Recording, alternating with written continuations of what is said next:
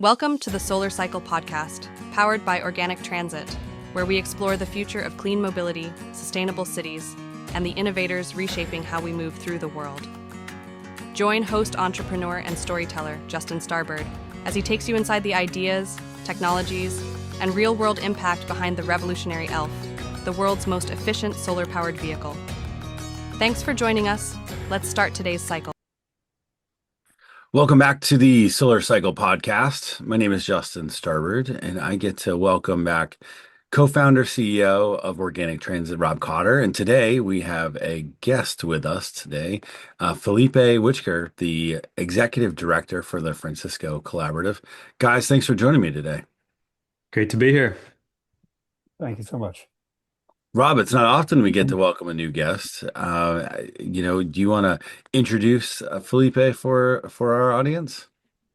So Felipe is a elf owner. He lived in his hometown is where the elves were being made, and he used to watch them kind of roll out the front door and then, kind of zoom around town. And I guess both he and his dad and some other family members use the elf. Like a lot of cities, it's not so safe all the time to use a regular bicycle. And so one of his family members had a little brush with a car, I think, and it kind of instigated, maybe it's time we got an elf. So they have an elf, and we've become close friends since that time. We have a lot of things in common, and he really is an amazing guy. Well, Felipe, with that, welcome to the show. Thanks for joining us today. Great to be here. I don't know how you overcome that introduction. I mean, talk a little bit about, how you, from your perspective, how you got to know Rob and Organic Transit and see firsthand the ELF. I had just moved to Durham in 2013. My wife went to Duke for grad school, and I'd walk about a mile to the farmers market on Saturday mornings. And the highlight was seeing the elf factory on the way. And I remember stopping one day and getting to test drive and actually see. And I had young kids, and so them getting to actually interact was, kind of the highlight. It made me feel like, oh my gosh, I landed in the coolest city in the world here in Durham, largely because of the creation of the elf in my backyard. And then when I heard that it was so intentionally designed and manufactured, it just grew my appreciation for what an incredible solution to our broader climate challenges, to our health challenges, to our community living. There's so many benefits to what elves offer us. So that's a little bit of my initial exposure to Rob and Organic Transit. That's great. Well, talk a little bit about Francesco Collaborative and what you do there and how that actually ties back. We were super inspired by Pope Francis had this very clear message that we need to hear the cry of the earth together with the cry of the poor, together with the structural problems of the global economy. And I was a investor personally in many slow money loans to a local farmer, a local bakery owner. And I thought, maybe we could connect what I have seen in terms of a different kind of finance together with the principles of Catholic social teaching. And so Francesco Collaborative's vision is to make that real for entrepreneurs that are embodying this creative work to build different kinds of companies that have different kinds of vision and can operationalize that through their products and services. And so we do education and training, mostly for investors, help them restructure their portfolio with this kind of social and environmental transformation at the core, their values operationalized through their allocation decisions. So we're a community now. We have about 200 active investors in our community, and we just continue the learning and connection journey. And when I came across reconnected Rob a couple of years ago, it was so clear that he's one of these entrepreneurs that comes from this deep place of understanding the challenges of our world and has built something that is just so potentially transformative for so many of the systems we want and the communities we want. And so just been exciting to accompany him as one of the many prophetic economy leaders that we think are helping remake the economy. That's exciting. Rob, what does that feel like to hear you be mentioned alongside some of those titans of industry? It's so gratifying to hear it coming from Felipe, who's really, an expert in this genre, this industry, this business aspect.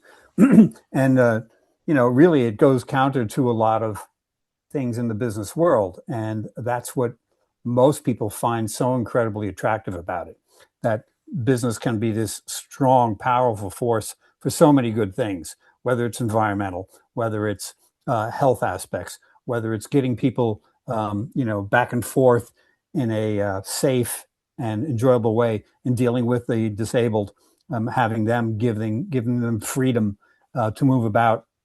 All those things are rarely in one item.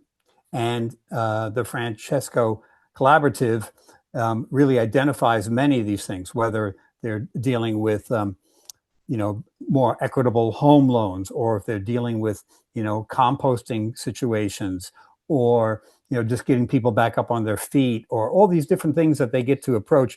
It's really like one of those wonderful times that people get to engage in a right livelihood. And again, I think in our society it's kind of rare, and it's extremely admirable and rewarding to watch it take place. Maybe I'll jump in, Rob, and share just a little bit about um, my journey. I started as a consultant doing work in Boston with large energy companies. And so I had a big background in both oil and gas and clean energy. And after some of that time, I saw how the billion-dollar infrastructure decisions get made that shape so much of our built world. I then spent 10 years doing building a social business in Washington, D.C., with churches and schools, helping them do more values-based decision making for their facility contracts, helping do solar on the rooftops. And that led me to Francesco Collaborative, where we work with investors now, realizing how to do more values-based investing. And what's so hard across all these different experiences is unless you have somebody make it easier for you to operationalize a decision to a more values-based action, it's hard to overcome the dominant thinking, the dominant tendencies. Um, I had the privilege of being on a board of a startup accelerator for a number of years, and so I got to actually meet entrepreneurs and coach them and support them, including investing in some of their businesses. And that kind of helped me appreciate not only my own entrepreneurial journey, but how to support others along the way and how critical early capital is.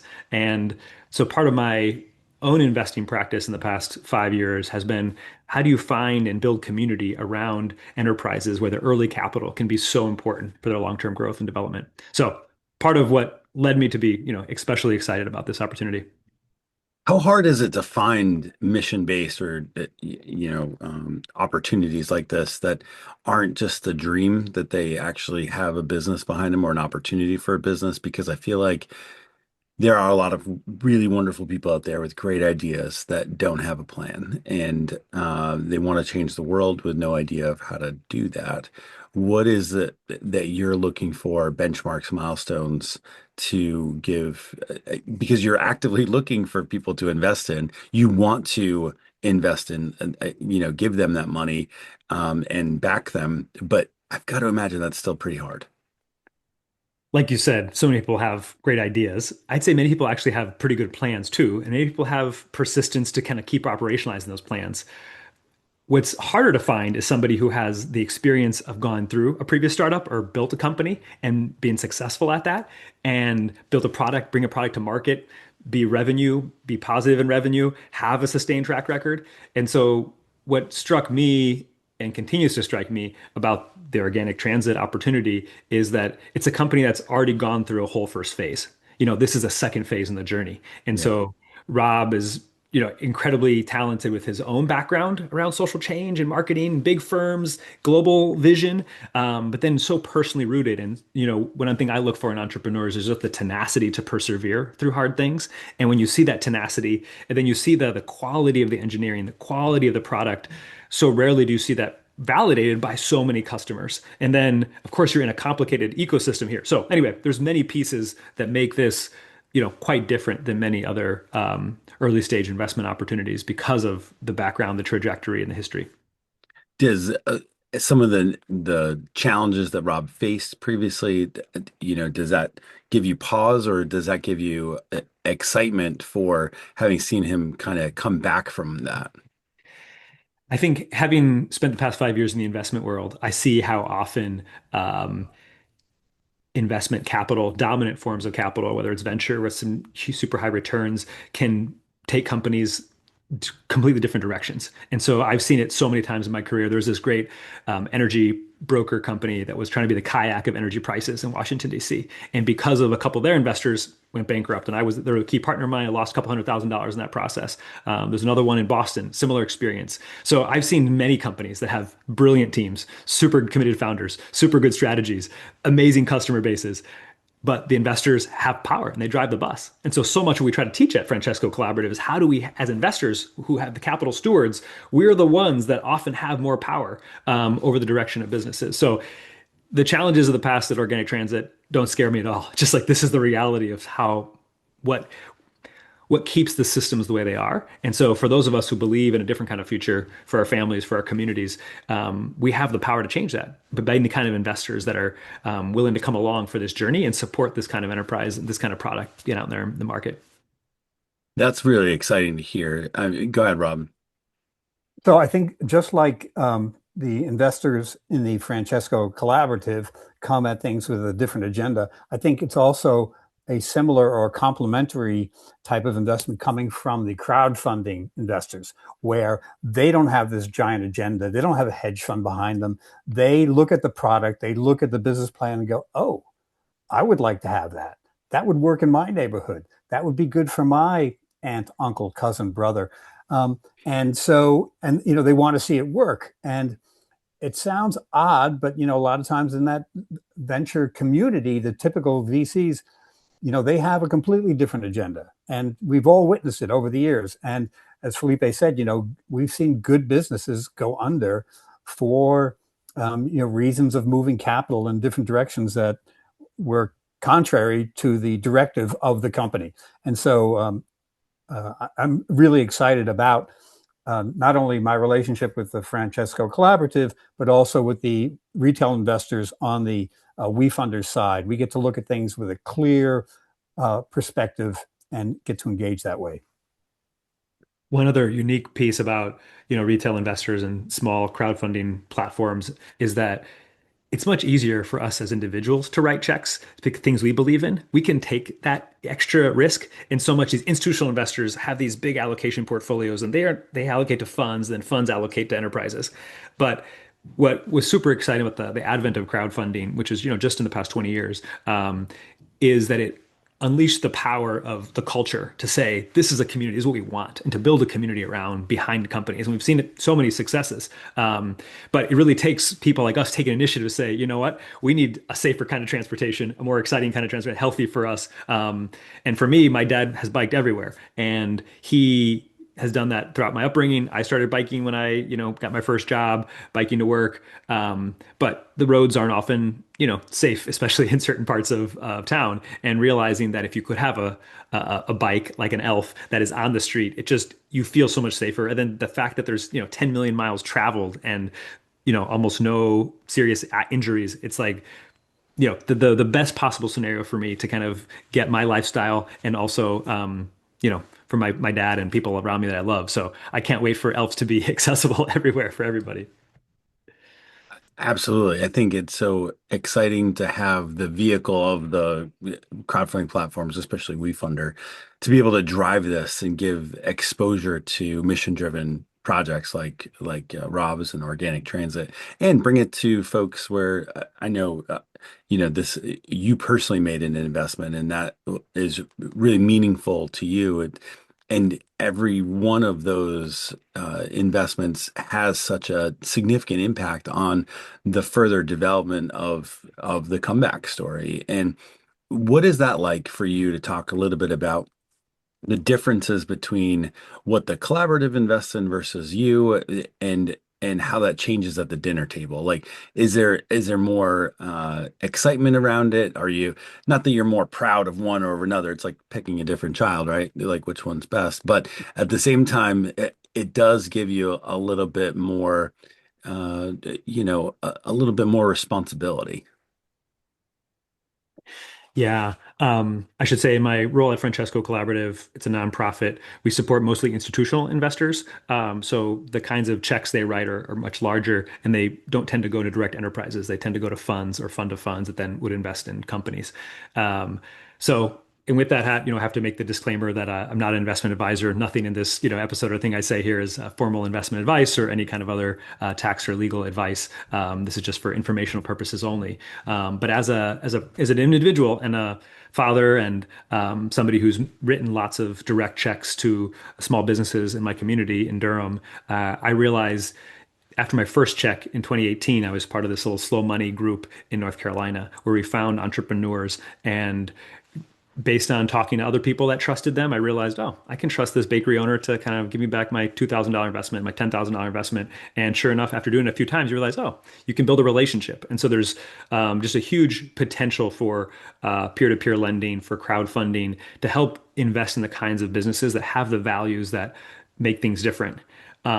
This particular investment is so different because my kids can see the actual elf. They can see the future. So rarely do you get to have that visible product. Like we invest in employee ownership. We buy existing companies, convert them to, employee-owned companies. Theoretically, you understand that's good, but there's not something tangible that you can get into. Like my 2-year-old loves getting in the back seat of our elf. It's like his favorite thing. He's like, Daddy, big bike, big bike. He wants to, be in it as much as possible. So it's just totally different. There's no other investment I've made that has had this kind of, life-giving integrated part of our life that feels like it. My daughter's 13. She's, thinking about getting a car for her. I'm like, I wonder, can we get her driving the Elf first and things like that. So there's just so many ways this connects to family life and in more tangible ways than other investments do. Yeah. I think that's got to be music to your ears, Rob, especially as you launch and start to gain some pretty significant momentum on the WeFunder platform and get to share this new message out to the world. Absolutely. One of the most interesting and gratifying things for me is the amount of emails I get from people from the disabilities community that want another elf. They've been using it all this time. It gave them the kind of freedom that they've never had. They will never drive a car. They can't ride a bike. And here they are commuting to work, going shopping, aren't depending on, unusual bus schedules and things like that to get where they want to go and do what they have to do. And so, it never gets dull hearing people's stories about how the elf affects their lives. And in this regard, people become investors because of that. And it's just so amazing to witness it and have it all come together. And Felipe, puts it in such concise and eloquent terms. One thing Yeah, Felipe, Felipe, I was just going to ask, when you, make those investments either from the institutional side or from the personal side, what is the difference in terms of the dialogue that you get to have with those owners? Like, I feel like with this particular platform in these campaigns, you tend to become even more personal, and you get, that I want to say VIP treatment, but as the investor, and you get to see how the sauce is made at the end of the day. What does that do for you in terms of looking forward to, continuing to participate or even increase that investment or share with friends and family that, hey, this is a local company. And even if it wasn't local, the opportunities that you get through those crowdfunding platforms to share your voice and vision. You mentioned before,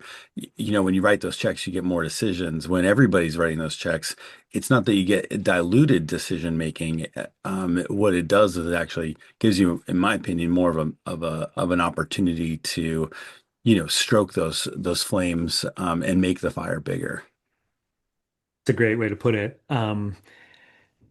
Yeah, I think there's a special sauce to kind of like investing in crowdfunding, being a part of projects early. I guess part of, for me, the way I think about my personal investment portfolio is thinking about my kids and my grandkids, thinking about my retirement, thinking about long term. And when I think about 10, 20, 40 years in the future, I realize the trajectory from my perspective is we're kind of on an unlivable trajectory. And this was a teacher I had 7 or 8 years ago, went to a workshop, and he was a former hedge fund manager, and he managed, a big environmental nonprofits endowment. And he said, his kind of wake up call was when he had directly invested in a palm oil company that was destroying the rainforest in the Borneo. And it was this, and his client was this environmental conservation group that was trying to save the orangutan in Borneo, the same rainforest. And so the environmental nonprofit's endowment was invested in a company that was cutting down the exact forest that they also had a campaign collecting huge donations from the public to try to save this orangutan. And that's when this mathematician, this brilliant hedge fund guy, got paid so much, said, I have to get out. And he left, and then he became a teacher. And he said, we need to change. There's essential knowledge for the transition to a different kind of economy that we need to be socializing. And in that class, he talked about livable future insurance. How can our investments buy like insurance in a different kind of future? And ever since then, I've tracked all of my investments and what I think about their livable future return. So the financial return is one column, and I'll look at that, but I'll also look at the livable future return. And so what do I think over 10, 20, 40 years for my kids? If this is my retirement money or kids I want for their college or other things, I actually look at what percentage. And then I don't take the financial return, I take the blend of what I put the livable future return on that. So that's how I make my personal calculations. And so when I see a company that offers such dramatic potential to change transportation, to change emissions, to change so much about the livability of our communities, it's easy for me to want to put more in because I see how much it's connected to this bigger picture. So, and I also see how other people can easily see it with the product. So it's easy to tell my friends about it because they see it. It's easy to tell my neighbors, say, hey, if you put your money in now, you're going to get a cheaper one sooner order to actually get a vehicle. So part of it is realizing that there is this VIB treatment that comes along with coming to believe early in a company before they have massive traction. And so that's a little bit about how I've come to my decision around it. That's great. Rob, here, I'll let you have the final word here. Or are you going to say something else? Or oh, you're on mute now. Am I going to say something else? Well, again, coming from Felipe is just amazing to hear him portrayed this way. And there's lots of people that feel this way that don't have this kind of background and understanding of how it fits into the whole ecosystem. They just look at it and say, oh, I can get healthy and lose some weight. Or they look at it and it's like, oh, I don't have to use my car as much. All those sorts of things. But it all compiles, it all comes together, aggregates for a much more livable community, a much more livable planet, and people are much, much healthier. So I am totally gratified that Felipe's on board. He's part of the team and has such an easy way to portray this to his network and his colleagues and friends and neighbors on one hand. The other hand, really this was like a God-given thing that, I'm just a guy. I worked on this stuff and I never, ever expected it to have this kind of impact on individuals and communities. And now I think it's going to have that kind of impact for the investment community as well. Yeah, there's certainly a lot to look forward to, and just so thankful, Felipe, to have you join us today and hear your perspective, what drives your own investment strategy and the funds as well.